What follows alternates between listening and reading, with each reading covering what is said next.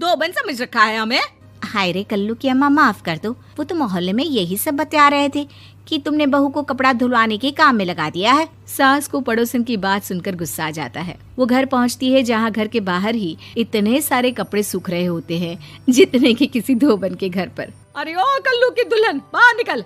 माँ जी यहीं आ जाओ, बाथरूम में चादर धो रहे हैं हम। अरे अभी हम धोते हैं, तुमको बाहर निकलो। ये आस पड़ोस वाले बोल रहे हैं कि हम बहू से कपड़े धुलवा कर उसे कपड़ा धोने वाली बना दिए हैं।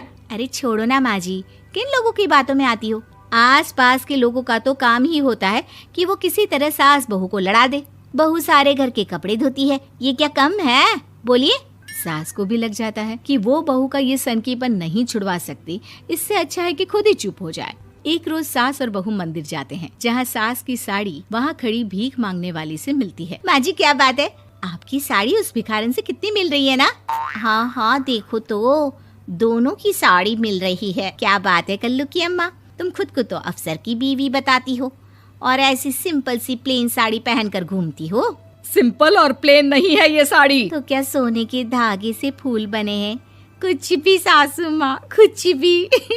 हाँ बने थे इस साड़ी में सोने के धागे से फूल। मेरे पति लेकर आए थे मद्रास से स्पेशली मेरे लिए 10,000 की। ताहे भाई साहब इस भिखारन के लिए भी सेम टू सेम साड़ी लेकर आए होंगे 10,000 की। सास उस वक्त कुछ नहीं कहती, लेकिन बहू के साथ घर आती है और अलमारी से एल्बम निकाल कर लाती है। ये साड़ी देख रही है, ये वही साड़ी है जिसे मैंने अभी पहना था। इस साड़ी में ये जो चमकदार फूल दिख रहे हैं ना, ये सोने के धागों से काढ़े गए हैं। लेकिन तू लोकल वॉशिंग मशीन ब्रश से घिस घिस कर सारे फूलों को निकाल कर साड़ी प्लेन कर दी।